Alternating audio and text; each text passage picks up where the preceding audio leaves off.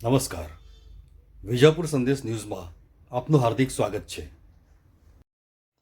પાટનગર ગાંધીનગરના કુડાસણ ખાતે સાર્થક સંકલ્પ સોસાયટીમાં સાર્થક મહિલા મંડળ દ્વારા દર વર્ષની પરંપરા અનુસાર આ વર્ષે પણ પવિત્ર શ્રાવણ મહિનાના પ્રથમ દિવસથી આખા મહિના દરમિયાન પૂજાપાઠ, ભજન કીર્તન, આરતી પ્રસાદ તેમજ શિવકથાનું પારાયણ કરવામાં આવેલ.